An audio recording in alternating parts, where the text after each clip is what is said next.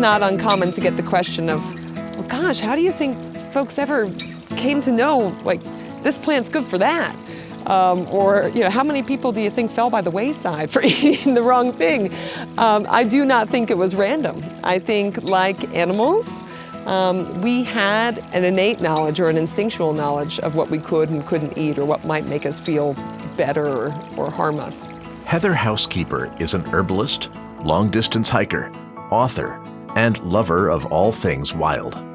She's counted thousands and thousands of miles through hiking giants like the Appalachian Trail, the Long Path, the Florida Trail, the Mountains to Sea Trail, and the Finger Lakes Trail, where we met up with her at the Cat Hollow Trailhead in the southwestern Catskills. Welcome to Kaatscast, the Catskills podcast. I'm Brett Barry. Today, we're talking plants, foraging, and what the trail reveals when you know what you're looking at. My name's Heather Houskeeper. Folks call me the Botanical hiker, and we are on the Finger Lakes Trail in Delaware Wild Forest. Now, Finger Lakes, I'm thinking north of here, but obviously the trail extends quite a bit further south. Yeah, the Finger Lakes Trail begins in the western southern tier of New York State. It begins in a small town called Salamanca, and then it travels along the southern tier, roughly around 500 or so miles, into the Catskills, and now finishes on Slide Mountain. But there are 6 branch trails that branch off of the main Finger Lakes Trail and travel up along the lakes and also to Niagara Falls and down to the Pennsylvania border. So through the Finger Lakes Trail, you can explore a lot of the state. Walking a wet and rocky stretch of the trail, and this being a story on foraging after all, I thought I'd impress Heather and identify a knee-high, weedy plant that sprung from the trail. So we're passing some stinging nettle. Uncertainty immediately setting in. Right? No, but we could talk about that. Yeah. So this is a delightful edible. So this is garlic mustard. Oh, garlic mustard. Yeah. Well, that's embarrassing. And if you crush a leaf and give it a sniff, you will get a strong garlicky aroma. Garlic mustard is a non-native. We do consider it an invasive plant.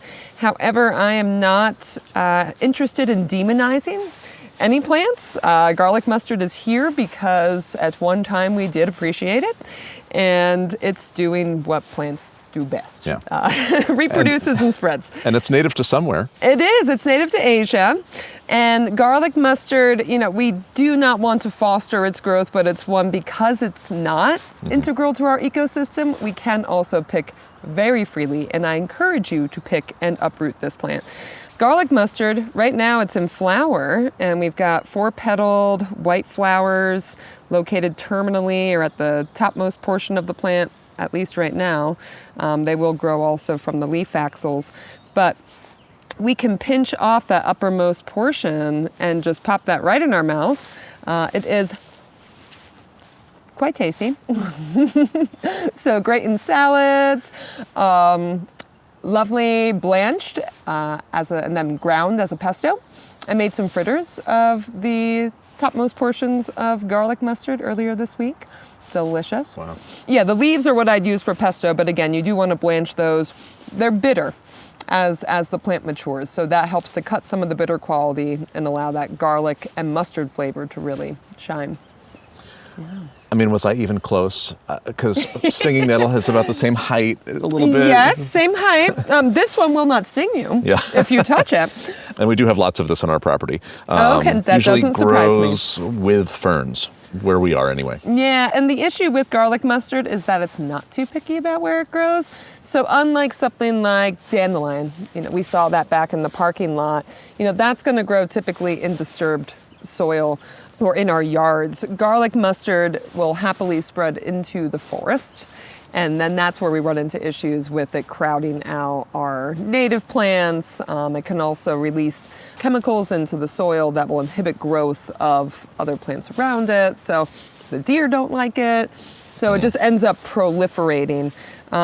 That's why it's an excellent foraging plant, and a great beginner's foraging plant, because you've got the scent as a clue, in addition to the visual clues, which right now we have those 4-petaled white flowers, but we're looking for heart-shaped leaves with rounded teeth along the outer edge that are traveling alternately.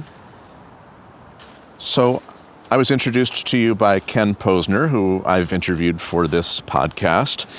He's known in some circles as the barefoot hiker. Yes. Probably in most circles. And he calls you an expert forager. So how did you get into that? What drew you to that level of understanding of the outdoors? Was there some spark in your childhood? And, what's your background? Yeah, so I've always had a love for the natural world. I grew up with the forest in my backyard. My grandparents were plant people, and I was in a household with both my parents and my grandparents as well, so they certainly had an influence on me. But what really sparked me to get to know the plants that I could eat, and that I could work with medicinally, was after I hiked the Appalachian Trail from Georgia to Maine. I became very aware of, to be honest, kind of what a helpless human I was in the woods, without all of our, societal constructs, So it was not easy to get to a grocery store if I needed more food. It was not always easy to get to a pharmacy if I needed some medicine. And, 6 months on the trail, things come up just like they do 6 months at home. You get a headache, you get a stomach ache. And so after I hiked that trail, I really made it a purpose to get to know the edible and medicinal plants. And so I went to herbal medicine school and purposely chose a program that was in the field, and would give me hands-on experience. We would go camping for 10 days at a time and harvest and prepare plants as food and medicine in the backcountry. And so that was an excellent foundation. And after that program, I took that knowledge and continued to long distance hike, and essentially continued to expand my knowledge by harvesting plants along my path and weaving them into backcountry meals and medicines. What or where was that program? That was in Asheville, North Carolina. So that was the Chestnut School of Herbal Medicine. Wow. Yeah, which at that time was all in person. It's now online, and an excellent online program. But must be hard online. Yeah. We got a little running creek here, right through the center of the trail. We sure do. It makes walking a little more challenging, doesn't it? So you mentioned stinging nettle before. So we do not have stinging nettle, but we do have a plant that can help to quell the itch from stinging nettle, as well as the itch of poison ivy and bug bites. So pretty much growing in this runoff area, this wet portion of the trail. Can I guess and redeem myself? Yes. Is it jewelweed? It is. Yeah. So jewelweed, this is a plant that we can use topically. We don't ingest jewelweed, but we can crush the plant up and apply it to our skin if we think we've come in contact with poison ivy, if we've been bit by an insect, if we have rubbed up against some stinging nettle on accident. It will quell the itch and the inflammation, essentially, at least for a period of time. Mm-hmm. So you will need to reapply. But jewelweed is a plant that likes it where it's wet. It is native as well, so we do want to be more mindful in how much jewelweed we would harvest. And what's neat about jewelweed, it gets its name from the fact that when it rains or it gets wet, the water will bead right on the leaves, atop the leaves, so it looks like it's wearing jewels. Silvery. Yes. Yeah. And we've got two different species we could encounter. There's a yellow jewelweed, which we call Impatiens pallida, and then there is a jewelweed that's orange with a spotted throat that we call Impatiens capensis. And that one, when it goes to seed, pops, right? Yes, yeah. So that leads to the other name for jewelweed, which is touch-me-not. Oh. Because it'll surprise you. Yeah. Yeah, the seeds are wrapped up in like a coiled seed pod. Uh-huh. Yeah, it's like a spring. When Yeah, you it's touch amazing. It. So what attracted you to hiking? Oh, gosh. Because you've done your share. Again, growing up with the forest in my backyard, with woods all around, hiking was what I always did, whether that was for recreation or solace or out of boredom. And my father brought home a book when I was 16 years old called The Walk Across America. And it was about a young man who walked the length of the United States. He did not walk the AT, but he walked country roads, and I think he did go on and off of some trails, and he had his dog with him. And I basically decided then that was what I wanted to do when I grew up. So I got the idea of the Appalachian Trail in my head. Near to Milford, the Appalachian Trail is very close, about 15, 20 minutes away in New Jersey. And so I'd sometimes see hikers too, crossing the road or at the nearby deli. And I just thought that they were fascinating people. So the first opportunity I had after I graduated college, I hopped on the Appalachian Trail, and thinking that it was going to be, something I'd check off on my life list. But it just ignited a passion for hiking, and yeah, I haven't stopped since.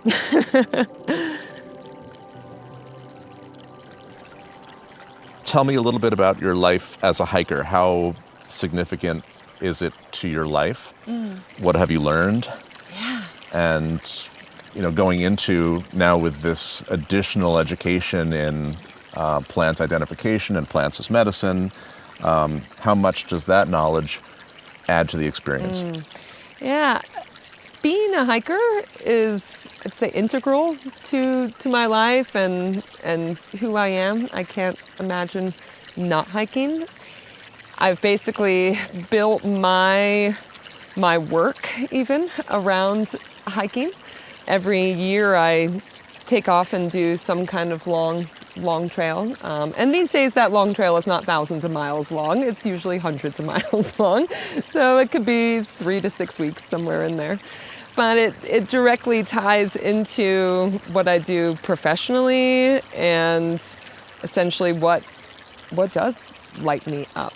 Knowing what I do now about the plants, it has enriched every single mile I walk on any path. When I hiked the Appalachian Trail, a big draw for me was to deepen a connection to the natural world.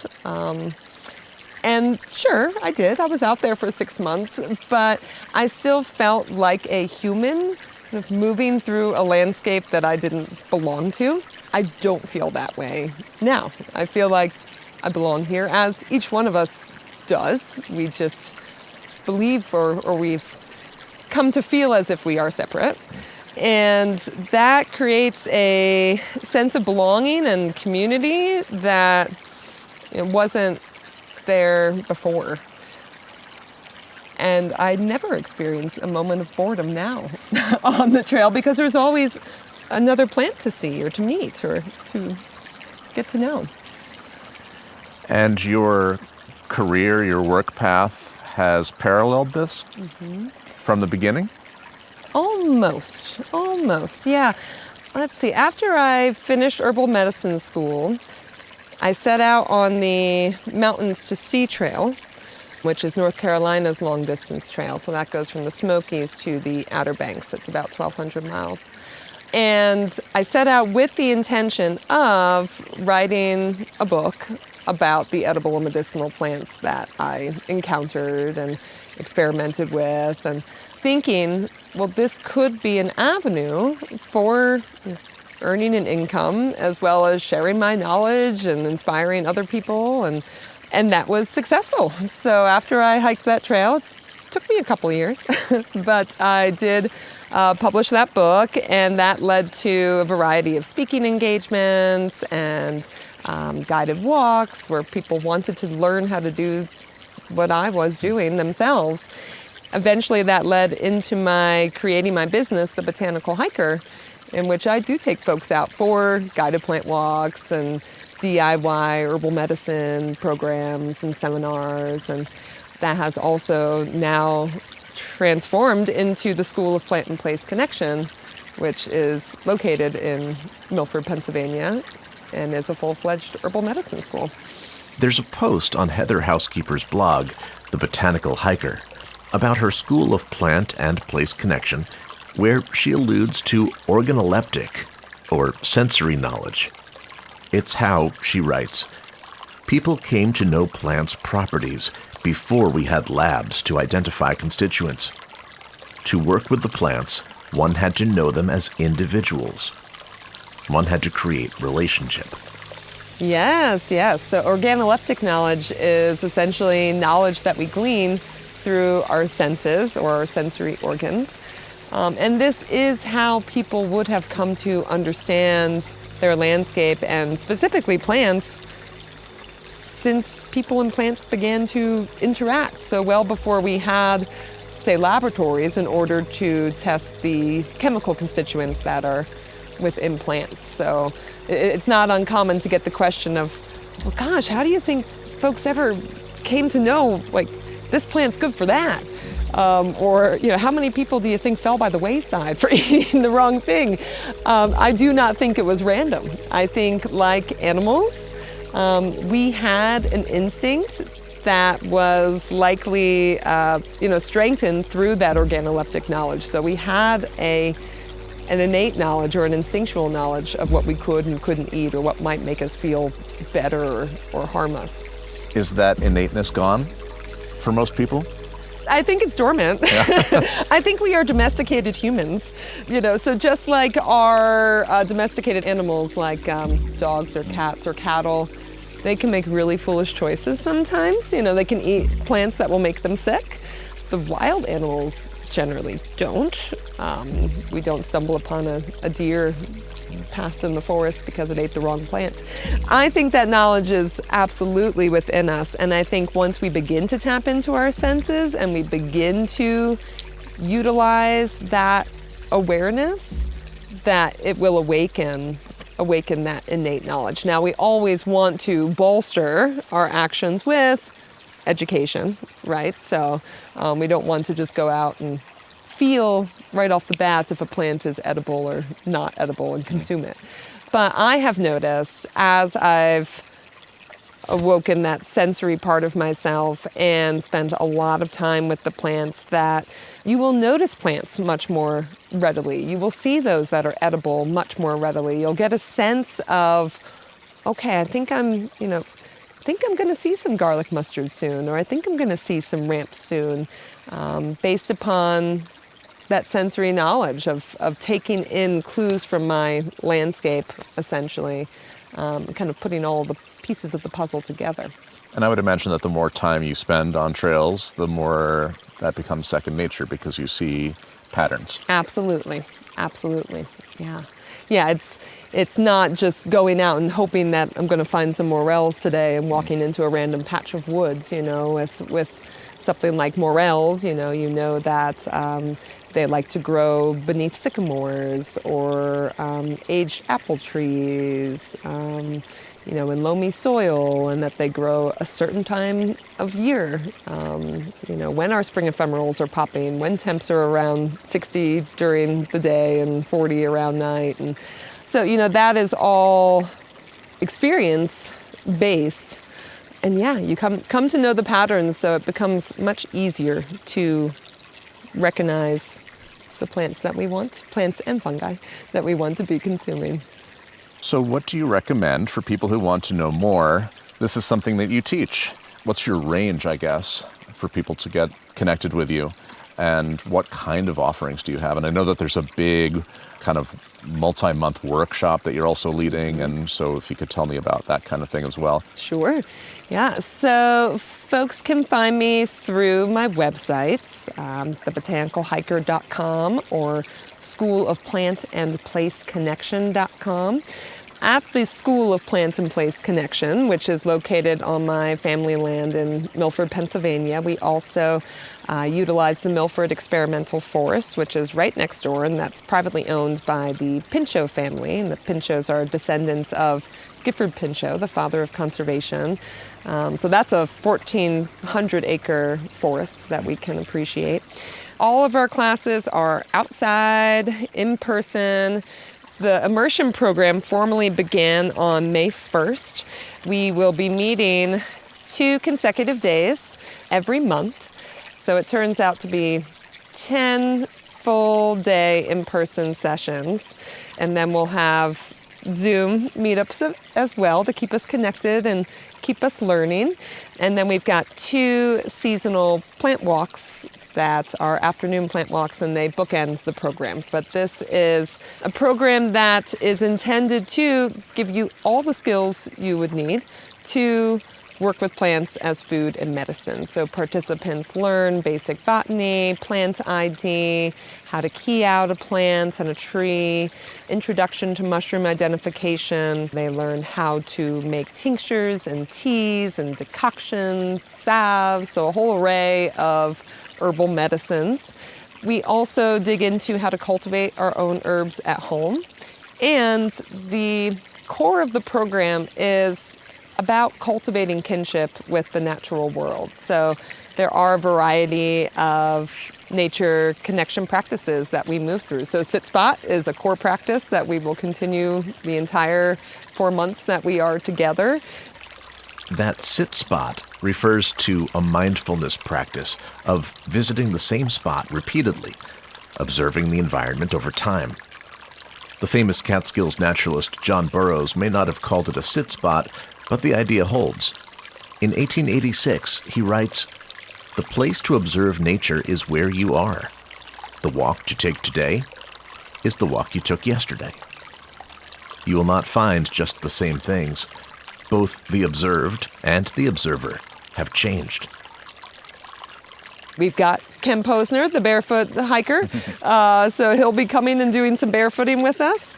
We'll be learning a little bit of tracking, and I really want to inspire folks to essentially create lifelong connections with the plants, and the plants are a gateway to connection with all of the living world.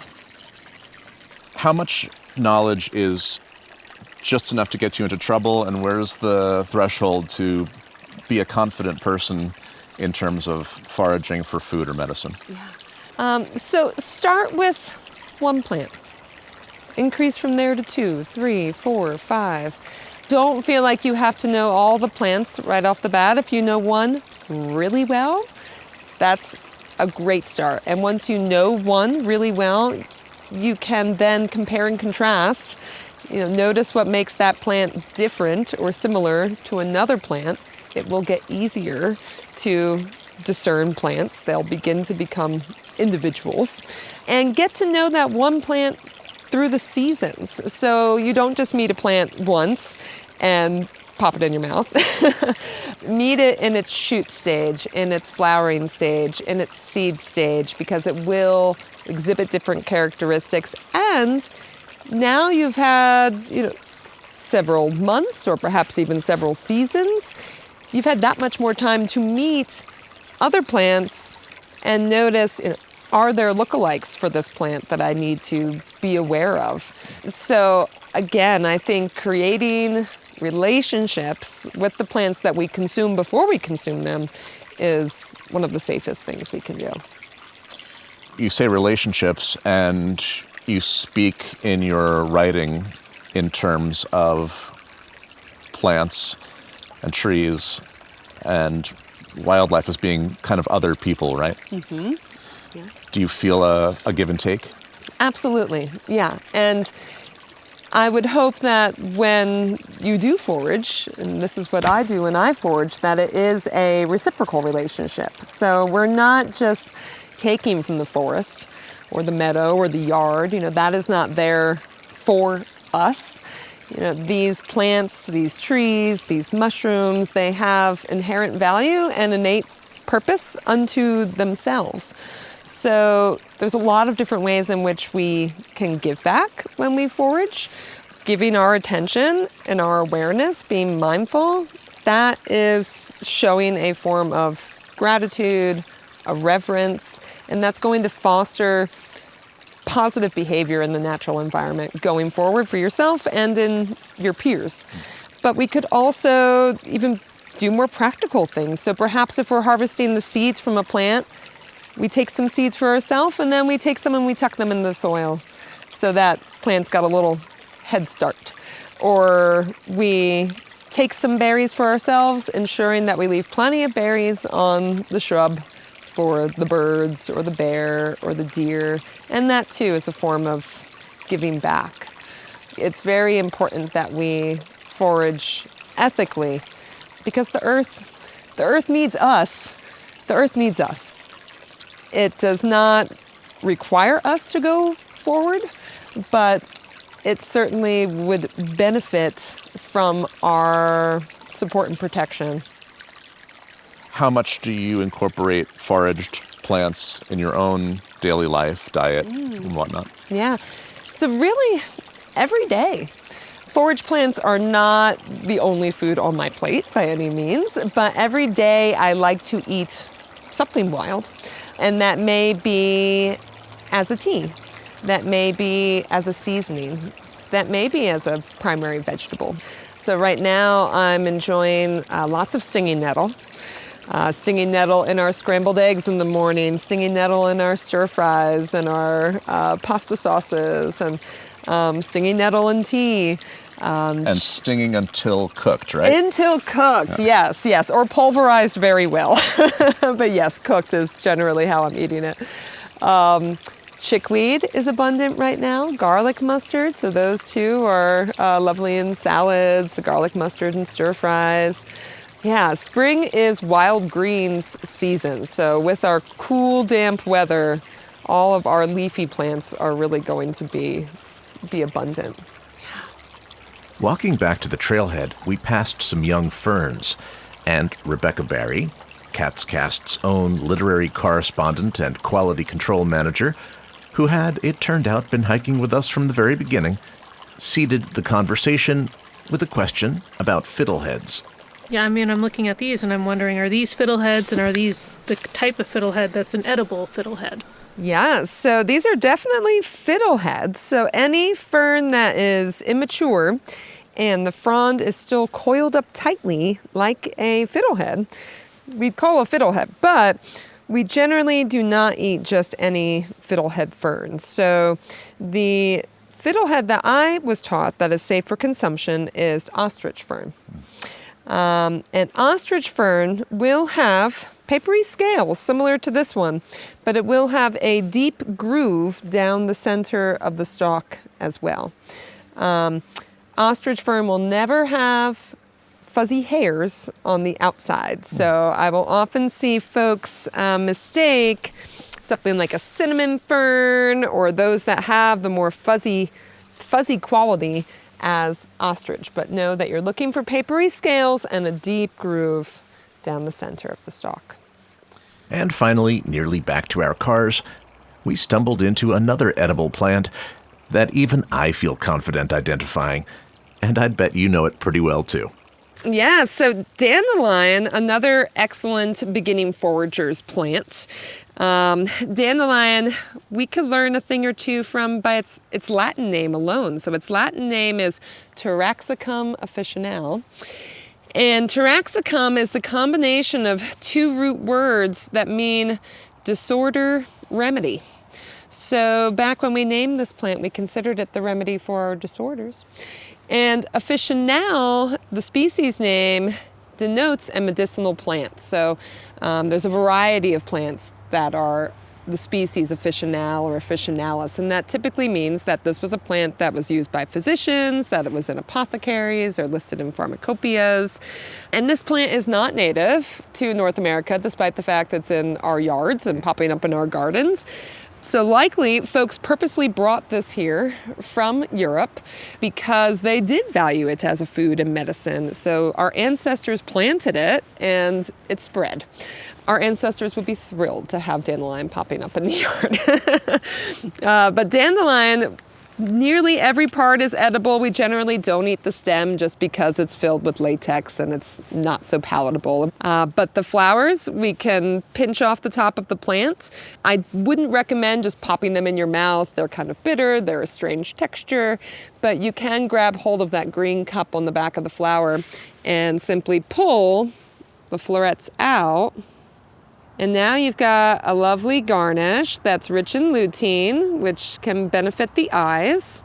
So you could sprinkle these on salads, you could toss them in crepe batter or shortbread cookie dough. Along with my garlic mustard fritters I made last week, I did some dandelion fritters as well. So then you're just taking the whole flowering head and dipping that in a savory batter and pan frying it. The leaves, they are rich in vitamins and minerals. We can eat those raw, we could saute them, we could throw them in a soup, we could steep them, have them as a tea. And the root too, that is edible. And when I harvest my dandelions, I harvest those that are popping up in the garden generally because the soil's nice and loose. So you can just pop those right up and your roots, prepare them like a root vegetable. So I'll generally saute them with some olive oil, garlic, tamari. They have a nice earthy flavor and they are supportive of the liver. Wow. I'm gonna have to give this a shot.